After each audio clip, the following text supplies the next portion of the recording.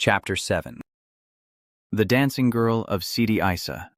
Tarzan's first mission did not bid fair to be either exciting or vastly important. There was a certain lieutenant of Spahis whom the government had reason to suspect of improper relations with a great European power. This Lieutenant Gernois, who was at present stationed at Sidi Bel Abbes, had recently been attached to the general staff, where certain information of great military value had come into his possession in the ordinary routine of his duties. It was this information which the government suspected the great power was bartering for with the officer.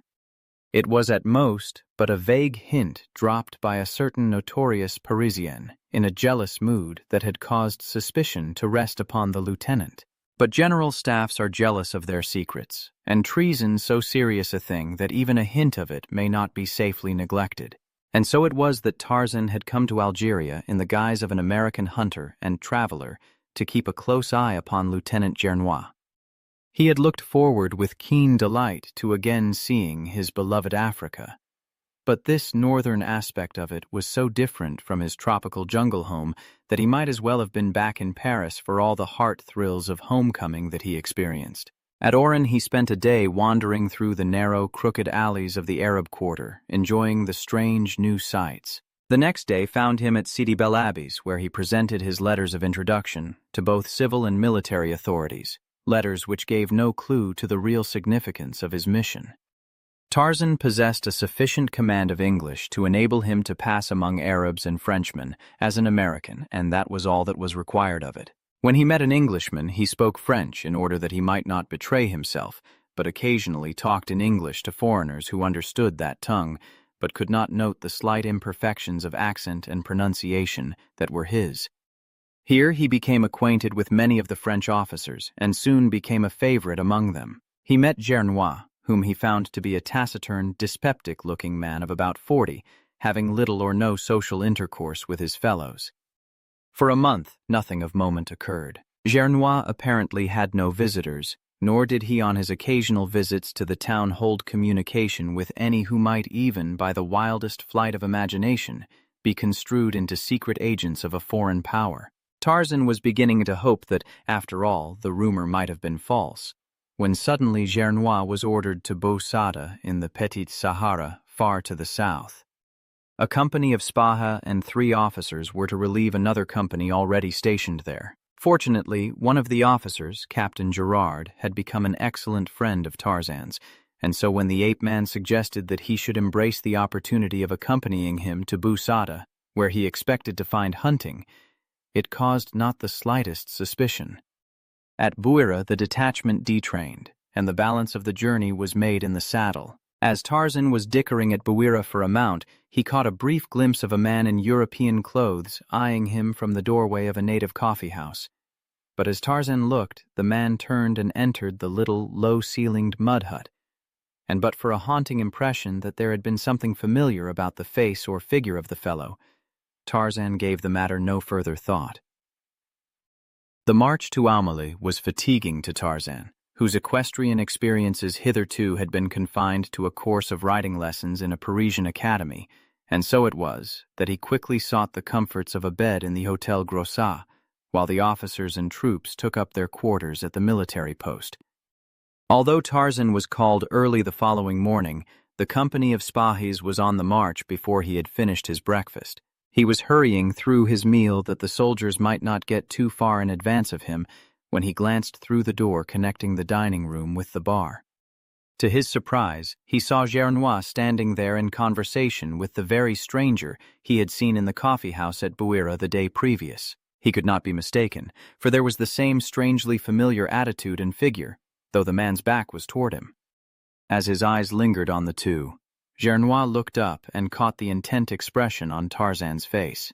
The stranger was talking in a low whisper at the time, but the French officer immediately interrupted him, and the two at once turned away and passed out of the range of Tarzan's vision.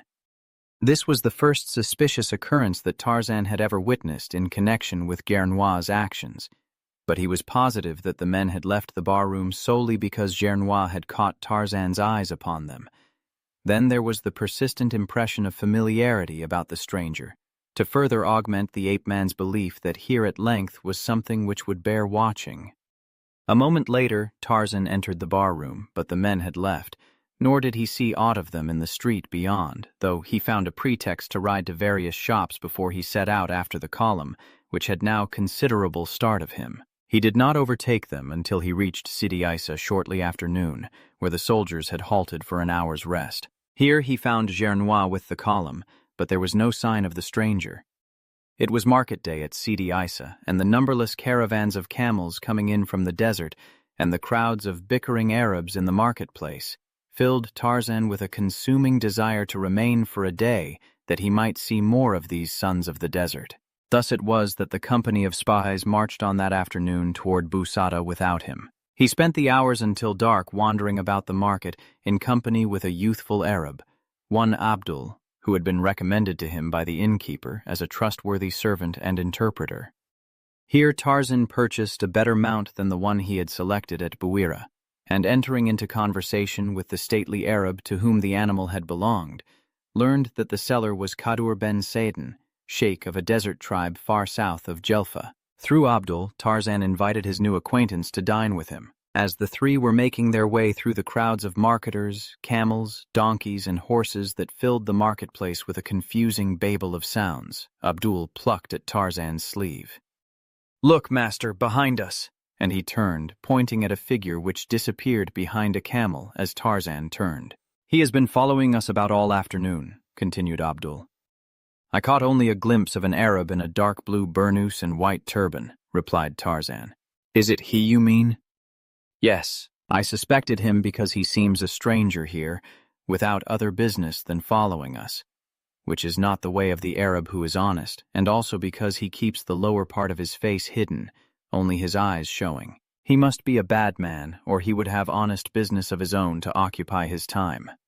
"He is on the wrong scent then, Abdul," replied Tarzan, "for no one here can have any grievance against me. This is my first visit to your country, and none knows me. He will soon discover his error and cease to follow us." "Unless he be bent on robbery," returned Abdul. "Then all we can do is wait until he is ready to try his hand upon us," laughed Tarzan, "and I warrant that he will get his belly full of robbing now that we are prepared for him." And so he dismissed the subject from his mind, though he was destined to recall it before many hours through a most unlooked-for occurrence. Kadour ben Saden, having dined well, prepared to take leave of his host. With dignified protestations of friendship, he invited Tarzan to visit him in his wild domain, where the antelope, the stag, the boar, the panther, and the lion might still be found in sufficient numbers to tempt an ardent huntsman. On his departure, the ape-man, with Abdul, wandered again into the streets of Sidi Aissa, where he was soon attracted by the wild din of sound coming from the open doorway of one of the numerous cafés Moors. It was after 8, and the dancing was in full swing as Tarzan entered. The room was filled to repletion with Arabs. All were smoking and drinking their thick, hot coffee. Tarzan and Abdul found seats near the center of the room, though the terrific noise produced by the musicians upon their Arab drums and pipes would have rendered a seat farther from them more acceptable to the quiet-loving ape-man. A rather good-looking Ouled-Nail was dancing, and perceiving Tarzan's European clothes, and scenting a generous gratuity, she threw her silken handkerchief upon his shoulder to be rewarded with a franc. When her place upon the floor had been taken by another, the bright-eyed Abdul saw her in conversation with two Arabs at the far side of the room, near a side door that led upon an inner court, around the gallery of which were the rooms occupied by the girls who danced in this café. At first he thought nothing of the matter, but presently he noticed from the corner of his eye one of the men nod in their direction, and the girl turn and shoot a furtive glance at Tarzan. Then the Arabs melted through the doorway into the darkness of the court. When it came again, the girl's turn to dance, she hovered close to Tarzan, and for the ape-man alone were her sweetest smiles. Many an ugly scowl was cast upon the tall European by swarthy, dark-eyed sons of the desert, but neither smiles nor scowls produced any outwardly visible effect upon him. Again the girl cast her handkerchief upon his shoulder, and again was she rewarded with a franc piece. As she was sticking it upon her forehead, after the custom of her kind, she bent low toward Tarzan, whispering a quick word in his ear. "There are two without in the court," she said quickly in broken French. "Who would harm monsieur?" At first I promised to lure you to them, but you have been kind, and I cannot do it. Go quickly, before they find that I have failed them. I think that they are very bad men." Tarzan thanked the girl, assuring her that he would be careful, and having finished her dance, she crossed to the little doorway and went out into the court. But Tarzan did not leave the café as she had urged. For another half-hour nothing unusual occurred, then a surly-looking Arab entered the café from the street. He stood near Tarzan, where he deliberately made insulting remarks about the European, but as they were in his native tongue, Tarzan was entirely innocent of their purport, until Abdul took it upon himself to enlighten him. "This fellow is looking for trouble," warned Abdul. "He is not alone. In fact, in case of a disturbance, nearly every man here would be against you. It would be better to leave quietly, master." "Ask the fellow what he wants," commanded Tarzan. "He says that the dog of a Christian insulted the Ouled-Nail, who belongs to him. He means trouble, monsieur. Tell him that I did not insult his or any other Ouled-Nail, that I wish him to go away and leave me alone, that I have no quarrel with him, nor has he any with me."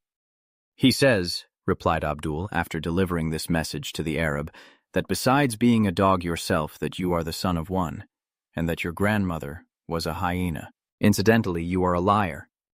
The attention of those nearby had now been attracted by the altercation, and the sneering laughs that followed this torrent of invective easily indicated the trend of the sympathies of the majority of the audience. Tarzan did not like being laughed at, neither did he relish the terms applied to him by the Arab, but he showed no sign of anger as he arose from his seat upon the bench. A half-smile played about his lips, but of a sudden a mighty fist shot into the face of the scowling Arab, and back of it were the terrible muscles of the ape-man. At the instant that the man fell, a half-dozen fierce plainsmen sprang into the room from where they had apparently been waiting for their cue in the street before the café. With cries of "Kill the unbeliever" and "Down with the dog of a Christian," they made straight for Tarzan. A number of the younger Arabs in the audience sprang to their feet to join in the assault upon the unarmed white man. Tarzan and Abdul were rushed back toward the end of the room by the very force of numbers opposing them. The young Arab remained loyal to his master, and with drawn knife fought at his side. With tremendous blows, the ape-man felled all who came within reach of his powerful hands. He fought quietly and without a word, upon his lips the same half-smile they had worn as he rose to strike down the man who had insulted him. It seemed impossible that either he or Abdul could survive the sea of wicked-looking swords and knives that surrounded them, but the very numbers of their assailants proved the best bulwark of their safety. So closely packed was the howling, cursing mob that no weapon could be wielded to advantage, and none of the Arabs dared use a firearm for fear of wounding one of his compatriots. Finally, Tarzan succeeded in seizing one of the most persistent of his attackers. With a quick wrench, he disarmed the fellow, and then, holding him before them as a shield, he backed slowly beside Abdul toward the little door which led into the inner courtyard. At the threshold, he paused for an instant, and lifting the struggling Arab above his head, hurled him as though from a catapult, full in the faces of his on-pressing fellows. Then Tarzan and Abdul stepped into the semi-darkness of the court. The frightened Ouled-Nails were crouching at the tops of the stairs which led to their respective rooms, the only light in the courtyard coming from the sickly candles which each girl had stuck with its own grease to the woodwork of her doorframe, the better to display her charms to those who might happen to traverse the dark enclosure. Scarcely had Tarzan and Abdul emerged from the room ere a revolver spoke close at their backs from the shadows beneath one of the stairways, and as they turned to meet this new antagonist, two muffled figures sprang toward them, firing as they came. Tarzan leaped to meet these two new assailants. The foremost lay, a second later, in the trampled dirt of the court, disarmed and groaning from a broken wrist. Abdul's knife found the vitals of the second in the instant that the fellow's revolver missed fire as he held it to the faithful Arab's forehead. The maddened horde within the café were now rushing out in pursuit of their quarry. The Ouled-Nails had extinguished their candles at a cry from one of their number, and the only light within the yard came feebly from the open and half-blocked door of the café. Tarzan had seized a sword from the man who had fallen before Abdul's knife, and now he stood waiting for the rush of men that was coming in search of them through the darkness. Suddenly he felt a light hand upon his shoulder from behind, and a woman's voice whispering, "Quick, monsieur. This way. Follow me." "Come, Abdul," said Tarzan in a low tone to the youth. "We can be no worse off elsewhere than we are here." The woman turned and led them up the narrow stairway that ended at the door of her quarters. Tarzan was close beside her. He saw the gold and silver bracelets upon her bare arms, the strings of gold coin that depended from her hair ornaments, and the gorgeous colors of her dress. He saw that she was a Ouled-Nail, and instinctively he knew that she was the same who had whispered the warning in his ear earlier in the evening.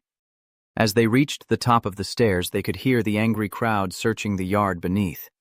"Soon they will search here," whispered the girl. "They must not find you, for though you fight with the strength of many men, they will kill you in the end. Hasten. You can drop from the farther window of my room to the street beyond. Before they discover that you are no longer in the court of the buildings, you will be safe within the hotel." But even as she spoke, several men had started up the stairway at the head of which they stood. There was a sudden cry from one of the searchers. They had been discovered. Quickly the crowd rushed for the stairway. The foremost assailant leaped quickly upward, but at the top he met the sudden sword that he had not expected. The quarry had been unarmed before.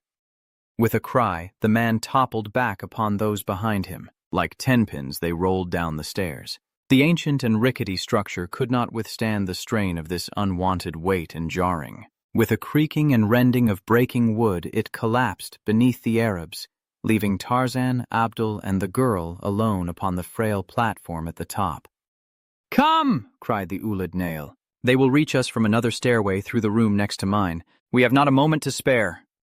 Just as they were entering the room, Abdul heard and translated a cry from the yard below for several to hasten to the street and cut off escape from that side. "We are lost now," said the girl simply. "We?" questioned Tarzan. "Yes, monsieur," she responded. "They will kill me as well. Have I not aided you?" This put a different aspect on the matter. Tarzan had rather been enjoying the excitement and danger of the encounter. He had not for an instant supposed that either Abdul or the girl could suffer except through accident, and he had only retreated just enough to keep from being killed himself. He had had no intention of running away until he saw that he was hopelessly lost were he to remain. Alone he could have sprung into the midst of that close-packed mob, and laying about him after the fashion of Numa, the lion, have struck the Arabs with such consternation that escape would have been easy. Now he must think entirely of these two faithful friends. He crossed to the window which overlooked the street. In a minute there would be enemies below. Already he could hear the mob clambering the stairway to the next quarters. They would be at the door beside him in another instant. He put a foot upon the sill and leaned out, but he did not look down. Above him, within arm's reach, was the low roof of the building. He called to the girl. She came and stood beside him. He put a great arm about her and lifted her across his shoulder. "Wait here until I reach down for you from above," he said to Abdul. "In the meantime, shove everything in the room against that door. It may delay them long enough." Then he stepped to the sill of the narrow window with the girl upon his shoulders. "Hold tight," he cautioned her. A moment later, he had clambered to the roof above with the ease and dexterity of an ape. Setting the girl down, he leaned far over the roof's edge, calling softly to Abdul. The youth ran to the window. "Your hand," whispered Tarzan. The men in the room beyond were battering at the door. With a sudden crash it fell splintering in, and at the same instant Abdul felt himself lifted like a feather onto the roof above. They were not a moment too soon, for as the men broke into the room which they had just quitted, a dozen more rounded the corner in the street below and came running to a spot beneath the girl's window. Chapter 8. The Fight in the Desert. As the three squatted upon the roof above the quarters of the Ouled-Nails, they heard the angry cursing of the Arabs in the room beneath. Abdul translated from time to Tarzan.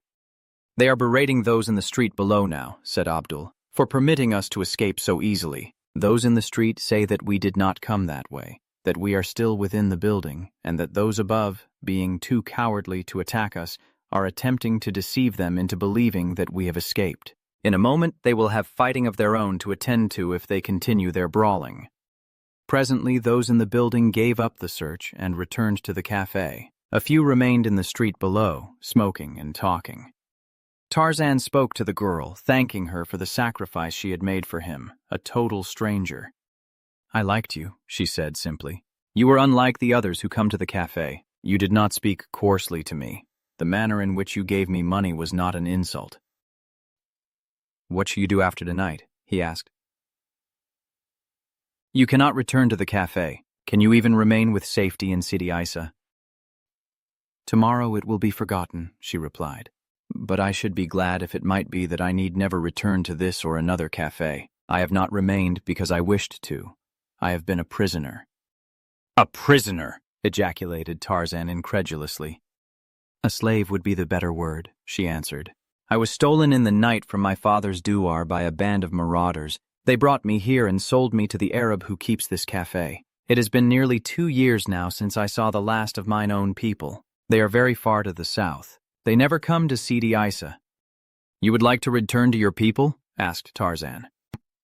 "Then I shall promise to see you safely so far as Bou Saada at least. There we can doubtless arrange with the commandant to send you the rest of the way." "Oh, monsieur," she cried, "how can I ever repay you? You cannot really mean that you will do so much for a poor Ouled-Nail, but my father can reward you, and he will, for is he not a great sheik? He is Kadour ben Saden." "Kadour ben Saden," ejaculated Tarzan. "Why, Kadour ben Saden is in Sidi Aissa this very night. He dined with me but a few hours since." "My father in Sidi Aissa?" cried the amazed girl. "Allah be praised then, for I am indeed saved." "Shh," cautioned Abdul. "Listen." From below came the sound of voices, quite distinguishable upon the still night air. Tarzan could not understand the words, but Abdul and the girl translated.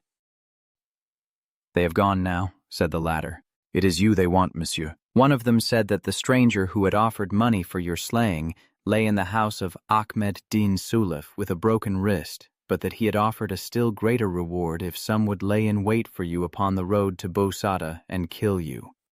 "It is he who followed monsieur about the market today," exclaimed Abdul. "I saw him again within the café, him and another, and the two went out into the inner court after talking with this girl here. It was they who attacked and fired upon us as we came out of the café. Why do they wish to kill you, monsieur?" "I do not know," replied Tarzan, and then, after a pause, "unless—" But he did not finish, for the thought that had come to his mind, while it seemed the only reasonable solution of the mystery, appeared at the same time quite improbable. Presently, the men in the street went away. The courtyard and the café were deserted. Cautiously, Tarzan lowered himself to the sill of the girl's window. The room was empty. He returned to the roof and let Abdul down. Then he lowered the girl to the arms of the waiting Arab. From the window, Abdul dropped the short distance to the street below, while Tarzan took the girl in his arms and leaped down as he had done on so many other occasions in his own forest with a burden in his arms. A little cry of alarm was startled from the girl's lips, but Tarzan landed in the street with but an imperceptible jar and lowered her in safety to her feet. She clung to him for a moment. "How strong monsieur is and how active," she cried. "El Adrea, the black lion, himself is not more so." "I should like to meet this El Adrea of yours," he said. "I have heard much about him." "And you come to the douar of my father, you shall see him," said the girl. "He lives in a spur of the mountains north of us, and comes down from his lair at night to rob my father's douar. With a single blow of his mighty paw he crushes the skull of a bull, and woe betide the belated wayfarer who meets El Adrea abroad at night." Without further mishap, they reached the hotel. The sleepy landlord objected strenuously to instituting a search for Kadour ben Saden until the following morning, but a piece of gold put a different aspect on the matter, so that a few moments later a servant had started to make the rounds of the lesser native hostelries, where it might be expected that a desert sheik would find congenial associations. Tarzan had felt it necessary to find the girl's father that night, for fear he might start on his homeward journey too early in the morning to be intercepted. They had waited perhaps half an hour when the messenger returned with Kadour ben Saden. The old sheik entered the room with a questioning expression upon his proud face. "Monsieur has done me the honor to—" he commenced, and then his eyes fell upon the girl. With outstretched arms, he crossed the room to meet her. "My daughter!" he cried. "Allah is merciful," and tears dimmed the martial eyes of the old warrior. When the story of her abduction and her final rescue had been told to Kadour ben Saden, he extended his hand to Tarzan. "All that is Kadour ben Saden's is thine, my friend, even to his life," he said very simply, but Tarzan knew that those were no idle words.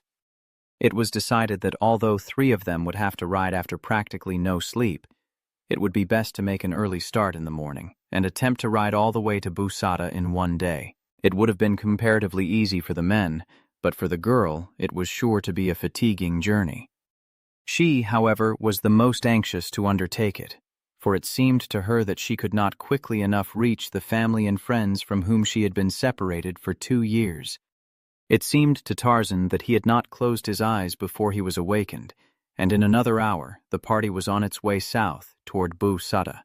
For a few miles the road was good, and they made rapid progress, but suddenly it became only a waste of sand, into which the horses sank fetlock deep at nearly every step. In addition to Tarzan, Abdul, the sheik, and his daughter were 4 of the wild plainsmen of the sheik's tribe who had accompanied him upon the trip to Sidi Aissa. Thus, 7 guns strong, they entertained little fear of attack by day, and if all went well, they should reach Bou Saada before nightfall. A brisk wind enveloped them in the blowing sand of the desert until Tarzan's lips were parched and cracked. What little he could see of the surrounding country was far from alluring.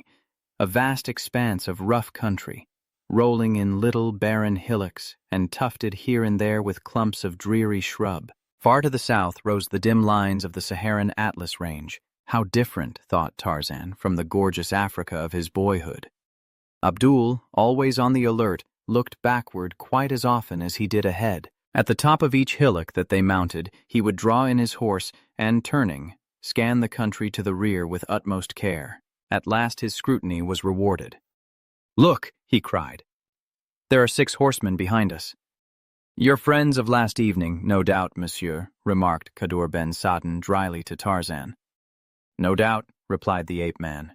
"I am sorry that my society should endanger the safety of your journey. At the next village I shall remain and question these gentlemen while you ride on. There is no necessity for my being at Bou Saada tonight, and less still why you should not ride in peace."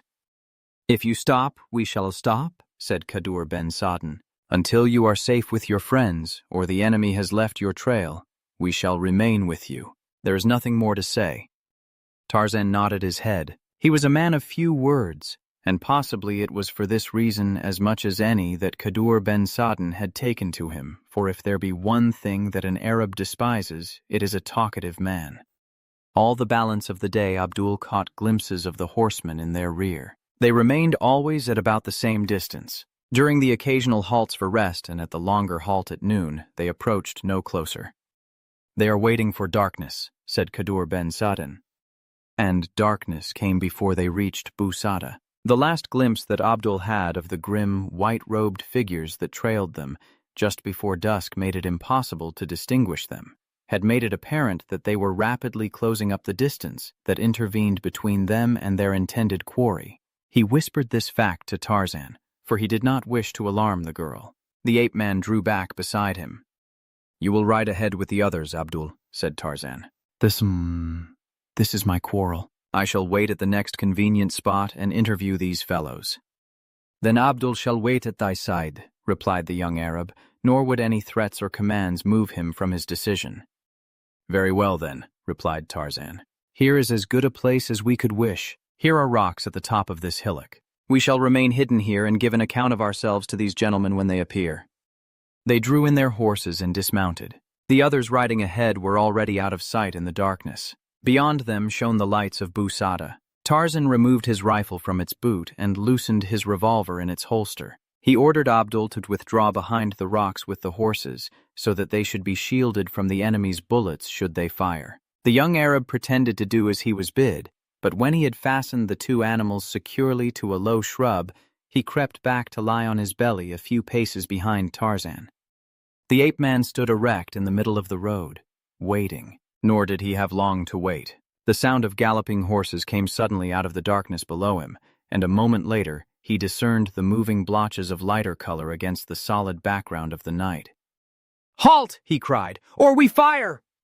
The white figures came to a sudden stop, and for a moment there was silence. Then came the sound of a whispered counsel, and like ghosts, the phantom riders dispersed in all directions. Again the desert lay still about him, yet it was an ominous stillness that foreboded evil. Abdul raised himself to one knee. Tarzan cocked his jungle-trained ears, and presently there came to him the sound of horses walking quietly through the sand to the east of him, to the west, to the north, and to the south. They had been surrounded. Then a shot came from the direction in which he was looking. A bullet whirred through the air above his head, and he fired at the flash of the enemy's gun. Instantly the soundless waste was torn with the quick staccato of guns upon every hand. Abdul and Tarzan fired only at the flashes. They could not yet see their foemen. Presently it became evident that the attackers were circling their position, drawing closer and closer in as they began to realize the paltry numbers of the party which opposed them. But one came too close, for Tarzan was accustomed to using his eyes in the darkness of the jungle night, than which there is no more utter darkness this side the grave, and with a cry of pain a saddle was emptied. "The odds are evening, Abdul," said Tarzan, with a low laugh. But they were still far too one-sided, and when the 5 remaining horsemen whirled at a signal and charged full upon them, it looked as if there would be a sudden ending of the battle. Both Tarzan and Abdul sprang to the shelter of the rocks, that they might keep the enemy in front of them. There was a mad clatter of galloping hoofs, a volley of shots from both sides, and the Arabs withdrew to repeat the maneuver, but there were now only 4 against the 2. For a few moments there came no sound from out of the surrounding blackness. Tarzan could not tell whether the Arabs, satisfied with their losses, had given up the fight, or were waiting farther along the road to waylay them as they proceeded on toward Bou Saada. But he was not left long in doubt, for now all from one direction came the sound of a new charge. But scarcely had the first gun spoken ere a dozen shots rang out behind the Arabs. There came the wild shouts of a new party to the controversy, and the pounding of the feet of many horses from down the road to Bou Saada. The Arabs did not wait to learn the identity of the oncomers. With a parting volley as they dashed by the position which Tarzan and Abdul were holding, they plunged off along the road toward Sidi Aissa. A moment later, Kadour ben Saden and his men dashed up. The old sheik was much relieved to find that neither Tarzan nor Abdul had received a scratch. Not even had their horses been wounded. They sought out the 2 men who had fallen before Tarzan's shots, and, finding that both were dead, left them where they lay. "Why did you not tell me that you contemplated ambushing those fellows?" asked the sheik in a hurt tone. "We might have had them all if the 7 of us had stopped to meet them." "Then it would have been useless to stop at all," replied Tarzan, "for had we simply ridden on toward Bou Saada, they would have been upon us presently, and all could have been engaged. It was to prevent the transfer of my own quarrel to another's shoulders that Abdul and I stopped off to question them. Then there is your daughter. I could not be the cause of exposing her needlessly to the marksmanship of 6 men." Kadour ben Saden shrugged his shoulders. He did not relish having been cheated out of a fight. The little battle so close to Bou Saada had drawn out a company of soldiers. Tarzan and his party met them just outside the town. The officer in charge halted them to learn the significance of the shots. "A handful of marauders," replied Kadour ben Saden. "They attacked 2 of our number who had dropped behind, but when we returned to them, the fellows soon dispersed. They left 2 dead. None of my party was injured." This seemed to satisfy the officer, and after taking the names of the party, he marched his men on toward the scene of the skirmish to bring back the dead men for purposes of identification, if possible. 2 days later, Kadour ben Saden, with his daughter and followers, rode south through the pass below Bou Saada, bound for their home in the far wilderness. The sheik had urged Tarzan to accompany him, and the girl had added her entreaties to those of her father. But, though he could not explain it to them, Tarzan's duties loomed particularly large after the happenings of the past few days, so that he could not think of leaving his post for an instant. But he promised to come later if it lay within his power to do so, and they had to content themselves with that assurance. During these 2 days, Tarzan had spent practically all his time with Kadour ben Saden and his daughter. He was keenly interested in this race of stern and dignified warriors, and embraced the opportunity which their friendship offered to learn what he could of their lives and customs. He even commenced to acquire the rudiments of their language under the pleasant tutorage of the brown-eyed girl. It was with real regret that he saw them depart, and he sat his horse at the opening to the pass, as far as which he had accompanied them. gazing after the little party as long as he could catch a glimpse of them.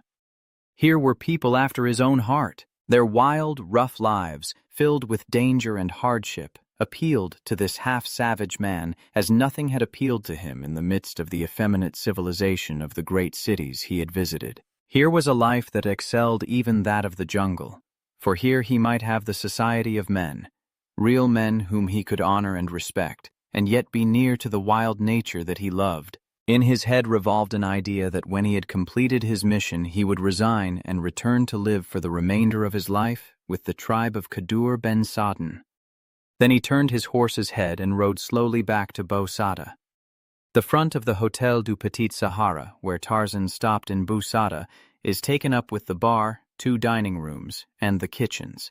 Both of the dining rooms open directly off the bar, and one of them is reserved for the use of the officers of the garrison. As you stand in the bar room, you may look into either of the dining rooms if you wish. It was to the bar that Tarzan repaired after speeding Kadour ben Saden and his party on their way. It was yet early in the morning, for Kadour ben Saden had elected to ride far that day, so that it happened that when Tarzan returned, there were guests still at breakfast. As his casual glance wandered into the officers' dining room, Tarzan saw something which brought a look of interest to his eyes. Lieutenant Gernois was sitting there, and as Tarzan looked, a white-robed Arab approached and, bending, whispered a few words into the lieutenant's ear. Then he passed on out of the building through another door. In itself, the thing was nothing, but as the man had stooped to speak to the officer, Tarzan had caught sight of something which the accidental parting of the man's burnous had revealed. He carried his left arm in a sling.